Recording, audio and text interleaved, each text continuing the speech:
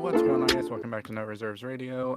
We're just going to do another short little bonus episode. And you have been living under a rock. Oh, The Heat beat the Celtics in Game 7. So we're going to talk about that. We're going to talk about our predictions for the finals to get those out before the series actually starts. So before we talk about that, though, so the Blazers are reportedly shopping the number 3 overall pick in the draft. Depending on how the draft goes, because obviously Victor Wembanyama is going first overall, right? I think everyone agrees on that. It's a consensus. Second overall is where it gets interesting because technically speaking, the second best player is Scoot Henderson. And that's again a consensus. But if the Charlotte Hornets do not like the match of Scoot Henderson and LaMelo Ball, which on paper that is not a great match, mhm. and instead they take Brandon Miller, who's the current projected third overall, that really does increase the value of that third overall pick. And the rumor is they're in the market for a pretty elite player. Are you buying or selling the fact that they're shopping this? Buying. Honestly, if I was Charlotte, I'd be looking to trade down, even if it's to. Granted, I don't think well, it's an interesting spot. Ideally, if the number 3 pick wanted Scoot, you'd offer like a pick swap and then get a kick in. But since Portland's trying to sell that pick for more assets, you're in an interesting spot. Do you move down to 4 and hope the guy that you want is still there at 4, or do you just abandon it altogether and try to get, which is what it looks like they're trying to do? I don't know. It's a tough call, honestly. I I'm think it, not envious of Charlotte's position. the I just don't know. Like, we as fans, I think substantially overrate the value of draft picks because whether you're picking first overall or 30th overall, yes, if you're in that higher tier, there's a better chance that you're going to hit on it, but it's not a guarantee. We've had draft busts all the time, and if you're trading a pick for a proven NBA commodity, it just gets complicated to judge the value because, like, are we talking about like the second overall or third overall for a player like, I don't even know, like, because I don't think that gets you a legitimate star player as a centerpiece. Well, as a centerpiece of a bigger trade, but you would have to have too many assets. But a player like a OG Anunoby or Mikal Bridges or even a like D'Angelo Russell, obviously not like saying trade the third overall pick for D'Angelo Russell, but I think that's closer to the value straight up for that pick. Now, as time goes on, we're going to see the Bleacher reports where it's like, oh, fringe all-star player for second overall pick straight up, and it's going to be written by someone that's a fan of that franchise. But I Right. don't know. I definitely think they're shopping it. Um, I would like to see them go out because there's been rumors of like Pascal Siakam to the Blazers. I think that would be a really good fit. Um, I don't know, but they're still buying into Lillard, much to your chagrin. Um, Next up, there's This is a skepticism. bonus, so we can curse, right? You know what? Go ahead and flag it as explicit. Go for it. They're a shit organization, and I think they're going to fuck it up. And that's to Portland.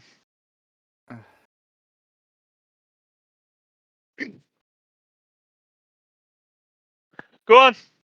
I mean, I just, I disagree. I, I don't know. Um, so there's also skepticism that Zach LaVine is going to finish out his contract in Chicago. Uh, One, Zach LaVine is older than I thought he was. I thought he was 26. He's 28. He'll be 29 next season. Yeah. 5-year, $215 million contract last summer. I just, because we're going to talk about this as well in a second. With the Lonzo Ball news, it's almost like Chicago's going to have to hit a reset, which is Yeah. kind of sad because it feels like we say that every few years about Chicago. Yeah. Yeah, a rebuild is inevitable. I think Levine will be traded probably next year, maybe at the deadline, and that'll start the chain of events because I think he goes first, and then DeMar and Vucevic, and I don't know how the salary is going to play out with Lonzo. I don't know how that fits. But with that being said, so Lonzo, we talked about this. God, it feels like forever ago on one of the main episodes of the podcast where we were talking about Lonzo's injury and how there were at that time rumors that he might not ever play basketball again. And now it's looking like that's actually a case that the Bulls are fully preparing to never have Lonzo Ball suit up again. That's kind of sad. It's a little more than kind of sad. It's just very sad. Side It note: is. I'm drinking a beer that tastes really bad, so I'm not gonna feel as refreshed this episode. And I did. So we're going into a conversation. I'm going off on a tangent here. I know we were talking about Lonzo. Hold on, we'll get back to that. Okay. I knew we were going to be talking about the Miami Heat tonight. That's the whole reason we're doing this episode. And I know Sure. that Angelo's catchphrase for the night is going to be Hemi Butler. So I did pregame with a couple shots. And I've got my usual Angelo repellent alcohol next to me. Um, so yeah, I'm not thinking as clearly as I normally would be because I don't have Austin here tonight. Side note, Austin's not here tonight. It's just Angelo and I. Uh, so I have to have a shield on my brain for what's about to happen. So Lonzo, I really hate to say this, but do you think his dad's shitty shoes played a role? Because part of shoes is safety, right? Like you want good cushioning to help to prevent injuries. You want good stability, support, all those things. Do you think the $400 Big Baller brand uh, that lasted like not even a summer? It feels like they were on the market and then gone pretty quick. I don't even know if Big Baller brand is still a thing. Um, That's what Google, I guess, will answer. But go on. this Sorry. this is just a stupid question, but do you think the fact that he played in those shitty shoes early in his career had any impact on this? No. No, I do not. Yeah. Okay, that's all I got for that. Do you? um, no, no, I mean, I definitely know the value of a good pair of shoes in terms of like just your leg fatigue. I don't know if I would ever say shoes have caused an injury. Um, but in terms of like your legs not feeling as tired the next morning, yeah, a good pair of shoes is going to go a long way. Um, I mean, I'm on their website right now. oh, it still exists. Still exists. There's a Oh, polo that's $54. Let's see, okay. footwear, shoes, and slides. Big Baller Classic Whites. $700. Okay, I'm done. Go on. 700. For classic whites, yes. Okay. Even like I have some friends who are sneakerheads, and I don't think I've ever heard any of them talking about their triple Bs. Like, there's just not a market for them. So let's go ahead and talk about what we're here to talk about. Get it out of the way. The Heat have advanced to the NBA Finals. Via Voodoo Magic, yes. I don't even know if it's voodoo magic. I don't know what happened because we watched the game. It was the first game we watched where we were all together watching it. Yep. And I I don't know if you guys finished it, but I turned it off halfway through the fourth because it just I think a lot of it had to do with Missoula just getting outcoached because early in the game, They're getting wide the open looks. the Heat were running a lot of pick and rolls, Yeah. and for whatever reason, Boston was trying to fight over every screen instead of just switching. Generally, that would be fine if you're guarding someone like Gabe Vincent or uh, Caleb Martin, right? But for whatever reason, they just couldn't miss. And the Celtics didn't adjust until halfway through the second when we finally started to see them closing out on those shooters. And then just the terrible shot selection. It was just and in defense, Tatum got injured early in the first. It seemed like a minor injury. I'm sure we're gonna find out it was some terrible injury later because I don't know if it was he looked like yeah, he looked in everything. pain. Every Yeah. time he like came down, he looked in pain. Um, but just the shot selection, they started the game 0 for 13 from 3 or 0 for 12 from 3. Yeah. Um, they weren't closing out on shooters. It was just really bad. Then that's what I've been saying this whole series. Like I'm not gonna take anything away from the Miami Heat because they are the Eastern Conference champions. You don't get there just on luck, right? Like you do not make the NBA Finals just because you got lucky.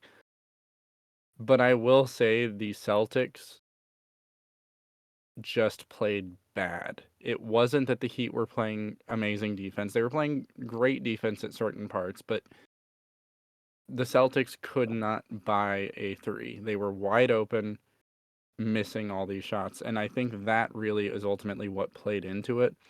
The refs really did seem to swallow their whistles, at least early in the game. But I think Yeah. once it became clear that it was, I don't want to say a blowout, but it was very obvious that it was going in favor of the Heat. We did start to see more calls. I don't know whether those were just like makeup calls for earlier in the game or what, but shout out to the Heat. They won fair and square. I was wrong, as were probably most people who predicted at the start of this series that the Heat would not win. But Me I being one of them. yeah, I think most people had Celtics Nuggets as the finals, and I think if I, you went back to the round one and said, "Hey, the Heat are going to make the finals this year," your question would be who's getting injured because there's no way that team is going to make it. But it just like Kyle Lowry was hitting shots. Um, Bruce, they, Vincent. they just there was no answer for Caleb Martin, and that man is going to get paid this offseason. There's Yeah, a few Caleb. players on that team that are going to get paid. Will they deserve it? I don't know because like Timothy Mozgov looked really good in his playoff run. Matthew Dellavedova looked really good in their playoff runs. Um, and we see this all the time where a role player has a really good run, and basketball is a game of runs, and it's in front of the brightest lights, and then someone overpays, and then the entire NBA like financial system is messed up for the next 2 years, and uh, it's gonna happen. Um, but did you see anything that you want to specifically call out about that final game? Derek White looked amazing for the Celtics. He looked like one of the only people who could get anything going. I Yeah, think Jalen Brown had some spurts, but he also got ice cold, especially in the second half. Other than that, no. You got excited over a few lobs to Time Lord, so yeah. It was like the crowd was out of the game, and then it was like they had those lobs, and like they're back in it, and then Boston went on like a 9-0 run, and I was yep. like, okay, everything's back to normal, and then just back to back to back, like stupid turnovers. Um, I don't know if they keep Missoula as the coach next year. I think there's too many seasoned coaches if they're running it back, which realistically, if I'm Brad Stevens, I want to run this back because I know my team is better than this, right? Like, we can all agree with that. Like, the Celtics underperformed. Um, so if they're going to run it back, I think they need a more seasoned coach behind the bench. I think the team is still young. Granted, they do have great veteran presence and they have, I think, someone that has shown to already be a strong leader early in his career in Jason Tatum. But things got out of control and they couldn't figure it out. And I think they need someone that's going to take them into the locker room and right the ship, because normally when you're down in game 7 after you just came back 3-0, you're going to rally, and they just couldn't do it. And I think that starts at the top and then you work your way down. Now, will they keep the team together? I don't know. We've talked in the past about Jaylen Brown. Do they really want to tie up that much money into Jason Tatum and Jaylen Brown, or would they rather build a team around Jason Tatum? We'll see. Um, if you're Brad Stevens, are you looking for a major shakeup, or are you just kind of few changes here or there, run it back? Uh, it depends. This is another position I'm not envious of. Is Brad Stevens? I do think Missoula got absolutely demolished by Spoelstra in more than one way. I don't know if I was Brad Stevens if I would necessarily fire him or see if he can learn from his mistakes and run it back next year.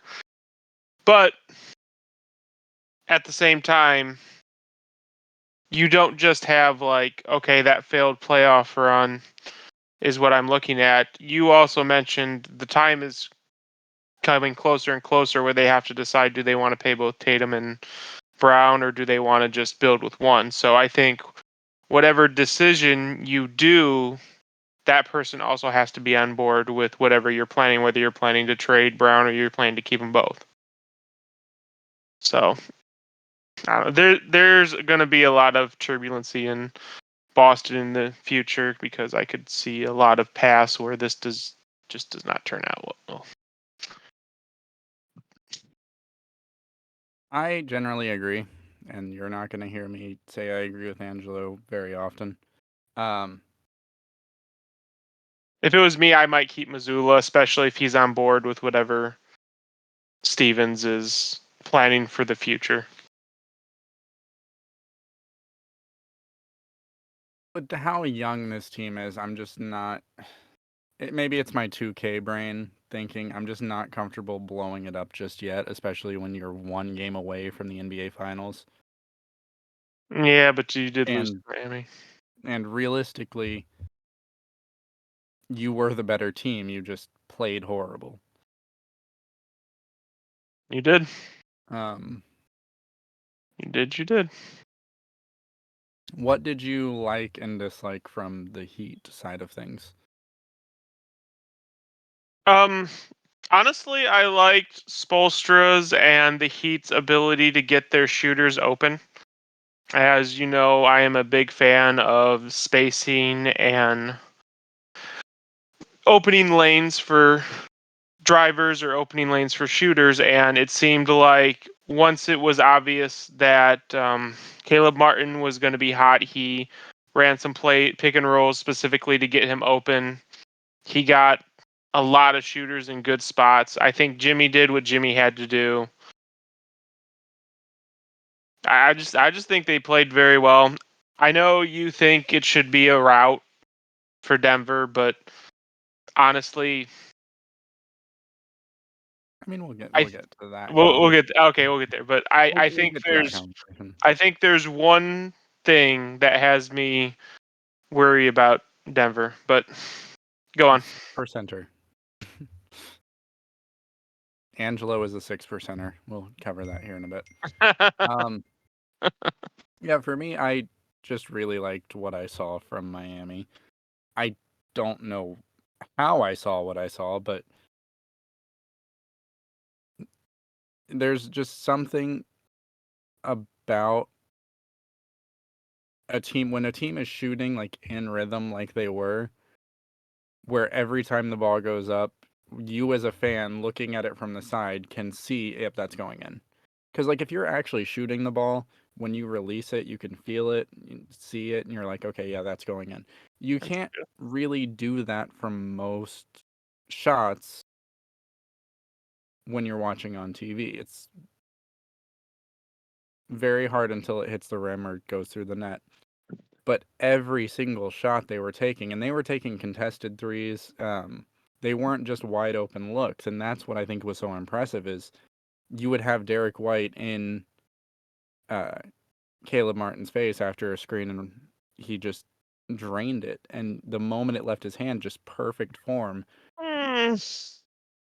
In some possessions, yes, but Caleb Martin got a lot of really wide open looks that he converted on.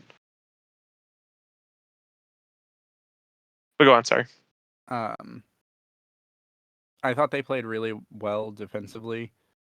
They did force Boston to make some pretty, I'm just gonna call it stupid turnovers. Um, Mm-hmm.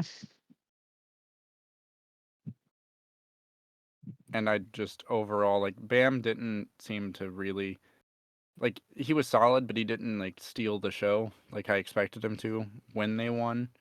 No. Um, and spoiler, I think they're gonna need him to if they want to get past the Nuggets. Um, but no, this is a. Do you remember when I said I wanted the Kings to win because I wanted a Cinderella story? That's what this is. This is going to be an NBA 30 for 30 if they pull this off. Or 100%. ESPN 30 for 30. Granted, it would have been an ESPN 30 for 30 if they lost that game too, because they would have covered the Celtics. But this is a primetime TV, like made for TV movie. Um, so yeah, you got anything else on the Heat versus the Celtics? I will say that going into that series, I put more stock in the Heat than either of you two did, and I kind of regret not going with my gut with Miami on that one. But it is what it is. Um, so moving to the NBA Finals, we are about by the time this episode, or by the time we record our next main episode, the finals will have started. Yeah. Um, which is why we're doing a bonus episode now, so that we can one talk about it before it starts, so our opinions are not skewed, and also we can make our predictions. Austin is not here, but just like last time, we do have his predictions. So do you want to save our predictions for the end, or do you just want to get them out of the way and then talk about The our end. expectations? Okay, so go ahead and start. What you think? Let's start with the Heat. What do you think the Heat need to do to win? Because they have a pretty monumental task here, because nobody in the playoffs has been able to stop Nikola Jokic. You can call him Stat Paddington all you want, but nobody has had an answer for him. Go ahead. I I hate to say it, but I kind of view most of. I mean, granted, Jokic has had some very impressive games in this playoffs. I'm not trying to take that away, but I view Jokic mostly as LeBron was in this playoffs, which is he's gonna generally get you 20 points, close to 10 rebounds, and close to 10 assists. And what's going to be a factor is containing everything else around Jokic. Like, how many 40-point games is Jamal, or borderline 40-point games is Jamal Murray going to have? I think that to me is a better indicator of how this series is going to go. If you tell me that Murray's about to have three 40-point games, yeah, the Heat have no chance. But I believe that Bam on Jokic. I'm kind of interested to see how many double teams they throw at Jokic, or how much faith they put in Bam to contain Jokic one-on-one. Because Bam is a smaller center. Granted, he's fast, agile, and very athletic compared to And Jokic. very strong. Like, underrated in that regard. True. So it's just curious. I curious to see what they're gonna do as far as defensive planning for Jokic and for Murray, because as you've mentioned ad nauseum, the players after Bam and Jimmy are like Max Strus, Caleb Barton, Duncan Robinson. Like, who are you throwing on all those offensive weapons for Denver to? Right, and that's the thing about Denver is not just great offensively. I think I don't have this in front of me, and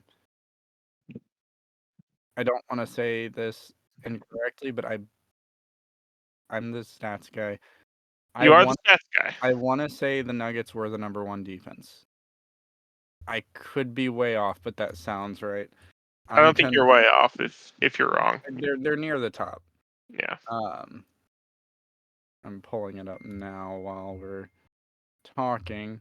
But Um, I'm kind of curious to see, because I don't know if you noticed, but I definitely did, especially in that game 7. Miami used a lot more zone than I'm accustomed to them seeing.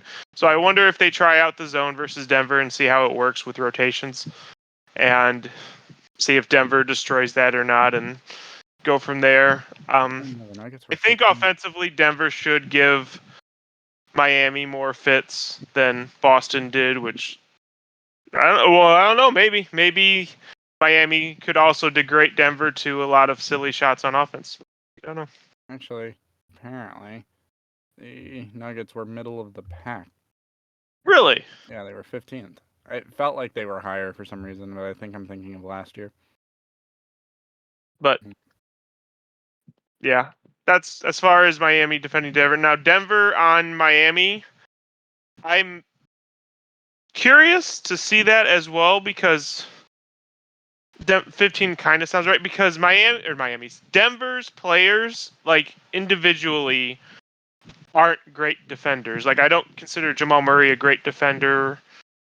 They're a team defense. They're Yes, and that's what I was 100%. saying. Their team, the sum of their parts is better than any individual player they have defensively. So I'm curious to see how that's going to play out with defending Jimmy Butler and Bam, and how they're going to adapt if Caleb Martin starts off 3 for 4 from three. Well, the thing is, because it doesn't just stop at Jokic and Murray, right? No, Like they you got got a lot more. Michael Porter Jr. You've got Aaron Gordon, who Aaron Gordon might go down as one of the best trades in recent years. Um, KCP has been fantastic. Like Mhm. this team is so deep with top end talent and top end two-way talent at that. It's going to be really hard because if you double Jokic, you're leaving someone open that's going to bury it. And that's what we've seen, because your options are double Jokic, but the problem is Jokic is one of the best passers of all time. So if you're doubling him, you're not going to force him to make a mistake very often. He's going to find the person that's open, which isn't the case with a lot of big men. Normally you double them and then they toss the ball away. Uh, I think this is going to come down to health, because I just don't think, and I know I said this last series, Okay, go but on. I don't think Miami has the firepower on the defensive side of the ball to stop this Denver Nuggets team. I Uh-huh. think that they can go out and score a lot. Because that's what they've done. I don't know how. But I just don't know how you get stops, because you can score all you want, but if you can't stop the ball going in your own net, that's where they're going to run into problems. Now, I think for the Heat to win, because we're talking about like what do we think the Heat need to do to win? Mhm. Everyone expects Jimmy Butler, if the Heat win, to be the playoff MVP or the Finals MVP. The Right. only way the Heat are winning this series, in my opinion, is if Bam Adebayo is the Finals MVP. He has to beat Jokic for the rest of the team to beat the rest of the Nuggets. Do you believe that it might be a God, Andre Iguodala situation where um God, Bam gets the credit for defending Jokic, or does it need to be like on both sides? Does Bam need to be able to defend Jokic and be I able, think or it's both. I think it you has think to it's be both? both because I don't think because like you said, Bam is incredibly athletic, and I Yes. think that's going to benefit him on the defensive side of the ball. Mm-hmm. Um, but at the same time, like he's gonna have to beat Jokic offensively as well. Um, I don't know. I That's the only way I see them really standing a chance is if Bam has, and Bam is perfectly capable of it. He is a player that I think we've all been kind of waiting to have that breakout and jump into superstardom because he's young and talented. Um, and I think he's always kind of been overshadowed. So hopefully, maybe this will be it. Maybe this will be the moment that he's been waiting for to be that guy, to be catapulted into superstardom. We'll see. Flip side, what do the Nuggets have to do to win this series? Stop Caleb Martin from scoring 30 points. That's really it. Like, stop the guys that shouldn't score from scoring. Why is that hard?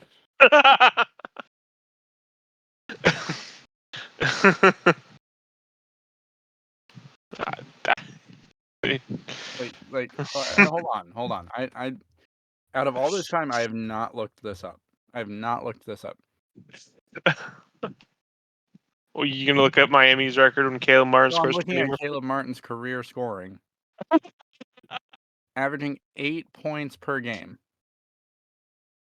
8 freaking points per game. What's he averaging just in the playoffs?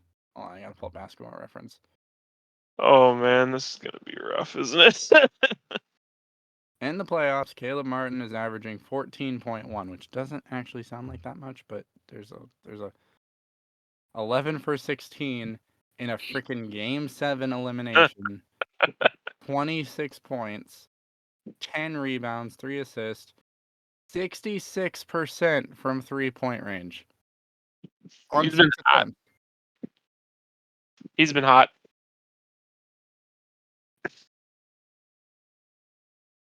But I mean, I get it because like on paper, it sounds simple. It sounds really simple. Yeah, Just stop people named Max Struess and Caleb Martin and Gabriel Vincent Gabriel Vincent from doing and too much to and the shell of Kyle Kevin Lowry and Love. Kevin Love. Yeah. Did Kevin Uh, Love even suit up for that game 7? I don't believe so. I mean, he was on the bench, but I don't remember him checking in. But I didn't watch Garbage Time, so maybe I could pull it up. Gabe Vincent, regular season, 2.4 points. No, 7.7 points overall. 7.7 points. He's averaging 13.1 this postseason. Like, homie. And he also, what in the, guess what? So, do you remember what Caleb Martin shot from 3? What did Caleb Martin shoot from 3? 66% in that game 7. Do you want to know what Gabriel Vincent shot in game 7? I'll What give did you a hint. It's the same thing, 66%. 66%? Oh Come on, man. let's keep going down the chain. Max Struess. Oh man. So yes, you like to use the phrase "getting blood from a stone." I think this playoff series is really, to me, the most valuable getting blood from a stone because you're getting in the playoffs. Like when you use it, you usually use it from a regular season perspective. Oh, I'm resting my starters. Can I get this win with my backups? No, the Miami Heat are now in the NBA Finals, starting what 2, 3 undrafted players with Bam Adebayo and Jimmy Butler. Jimmy Butler was a second round pick, if I'm not mistaken. So, No, Jimmy Butler was, I think, 30th. I think he was the very end of oh, the. at the very end of the first. Okay. Yeah, I think he was number 30. Because Okay. wasn't he drafted? Hold on. And now we're So, gonna look up Jimmy Butler no, because history. was he not drafted? Da, da, da, da, da, da, da, da, da, da, da, da, da, 2011. So in 2010, that would have been no. I don't know. For some reason, I thought that was because didn't the Bulls? Am Yeah, I? 2011 draft. Let's go. Yeah, but hold on, didn't they? Hold on. I'm now I'm on a tangent. Go ahead and keep talking. But I think we're going to be in a series where Jimmy Butler is going to give you what Jimmy Butler is going to give you, which is 20 points, and Jokic is generally going to give you what he's going to give you, which is 20 points. And I think the everything else will be the deciding factor. Now, you would think that the everything else being the deciding factor would be Nuggets in 5, but I I don't know. I really am interested to see how many 30 to 40 point games Jamal Murray can put up, and if Caleb Martin, Max Strus, and Gabe Vincent can continue to provide value for Miami, because man, So, so you're the 6%er. So Jamal yeah, Murray is your X factor. yes, I think for Denver to win this series, Jamal Murray will have to be maybe not win the Finals MVP, but it's going to have to be a debate. Like, you're going to have the discussion. Well, would you want Jokic's 20, 10, and 10, or would you want Murray's 40 points? So, So I, with that being said, what are your overall predictions and game count for the NBA Finals for 2023? Miami in 6. Oh, we should have started with Austin's just because it's going to be anticlimactic to do the guys' predictions in order. Yeah, Um, mine's definitely the spiciest. yeah, you should have gone last. You should have, yeah. So I've got the Nuggets in 6. I could see the Heat extending it to 7 if we continue to see the Heat that we saw against. You want the Heat? Would you be comfortable saying Denver in 7 after seeing what you I'm saw? I'm not comfortable saying Denver in 6, but I'm gonna because there's a part of my brain that is just rational and is telling me that Denver is winning the series. Could the Heat throw a wrench in that? Absolutely, but again, nothing about what the Heat have done has been conventional or made sense. Correct. So, Nuggets in 6. And Austin has Nuggets in 5. Austin is the least generous for the Heat. I debated Nuggets in 5. Um, just So, on paper, the Nuggets are the far better team. We can agree on that. Max yes, Strus, Gabriel Vincent, and freaking Caleb Martin are not as good as a supporting cast as Aaron Gordon, Michael Porter Jr., KCP. Um, on paper, yes. I think that the league is going to try to extend it to at least 6 because I do think they do that. I'm not generally a conspiracy theorist, but I do think sports leagues attempt to get the most advertising revenue out of their product as they possibly can, and you get more if they play longer, so it fits. Um, So here's a question for you then. Denver has gone undefeated at home this playoffs. Is absolutely. Miami taking a game in Denver?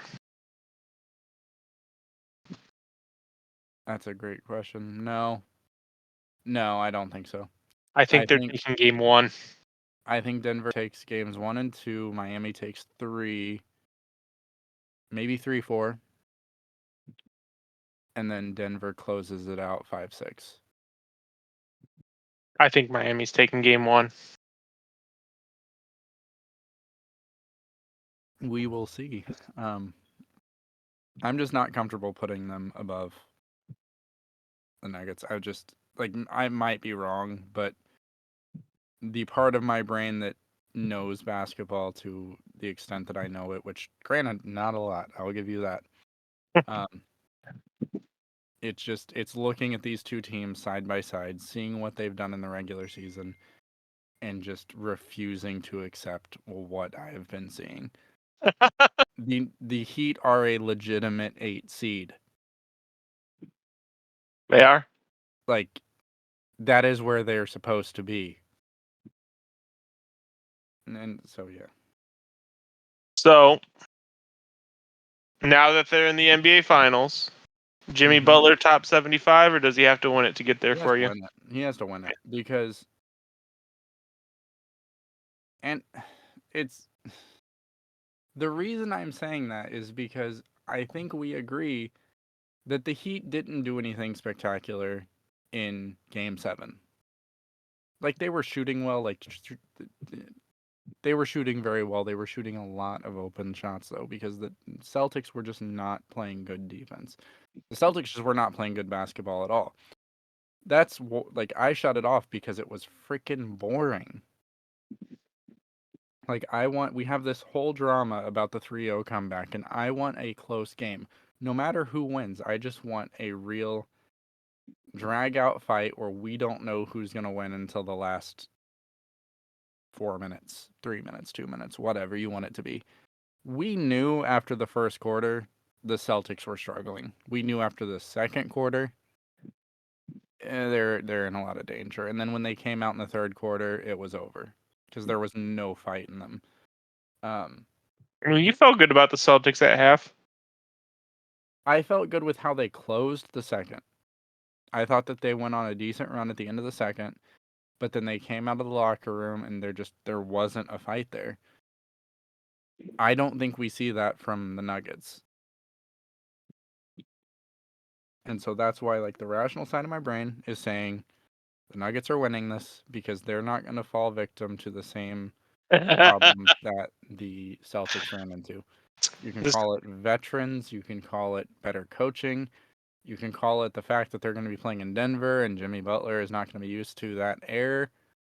Um, Side note, did while we're here because I think we're on the end here. Um, so Jimmy Butler won Eastern Conference MVP, yes. right? He refused it and gave it to Bam, which I thought was kind of cool. Like you won't hear me compliment Jimmy a lot, but I thought that was kind of cool because one, he knows that trophy really doesn't matter.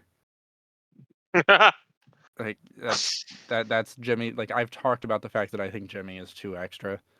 Yeah. He tries way too hard to be cool guy. Like that's Jimmy.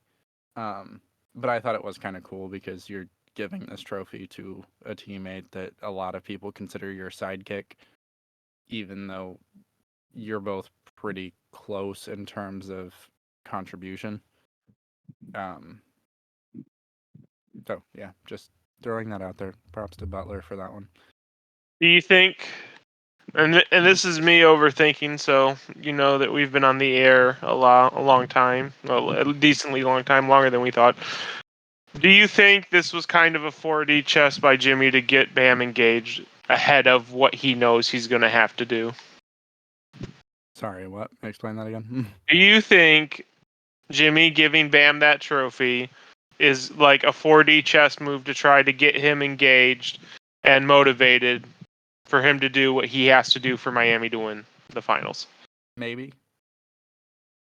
I I don't know. So I know I'm currently tagging Austin to get his answer, but I didn't ask this of him earlier because I didn't think about it. Who is your prediction for Finals MVP? Jimmy. I was hoping you were going to take a second longer so that I could finish typing. Thanks. Yeah, no problem, buddy. Um, Will why Jimmy give Jimmy? the fin- Will Jimmy give the Finals MVP to someone else after he wins it? Will he do that? No, if he wins it, no, because Okay. that one actually matters. Like, let's be real. Eastern Conference Finals MVP, kind of a point. Like that's like a Take it or leave it. participation trophy for the fourth or the finals. But Yeah, yeah, why does he always say and not just give me his freaking answer? Say like to yourself. He says I'm gonna go with Jokic. And you know what, Aussie?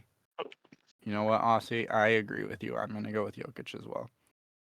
So He says for the narrative because Jokic no, wasn't the MVP and now Jokic will be the MVP. you're I 100% right with that. I think even if Jamal Murray averages 40, as long as Jokic is hovering around a triple double, they'll give it to him. I'll give it to him. Yeah, and that's I completely agree with that. I think that, like I said, if the Heat win this series, I don't think Jimmy Butler's going to be the Finals MVP because I think to win this series, Bam has to be the Finals MVP. So I can't say that. And obviously, I'm predicting the Nuggets to go. I think Murray could average 40, absolutely. But the overall contribution to the game, it's going to be Jokic. If the Nuggets win, and at this point, I'm not even going to say when the Nuggets win. I'm saying if the Nuggets win because I'm saying when the Heat win. if the Nuggets win, it's going to be because of Jokic, at least in the eyes of the people that are voting for Finals MVP. Right. Just as I've been saying all freaking season, he's just a complete player. He does everything you want him to do.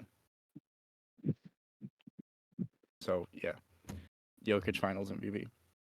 It's fair. Hey guys, follow us on socials. There's a bit of a delay in terms of us getting it fully up and running. Austin was going to start it, but currently doing the house thing, so it's taking him a little bit longer than he expected to get them really up and running. But go ahead and get in on the ground floor.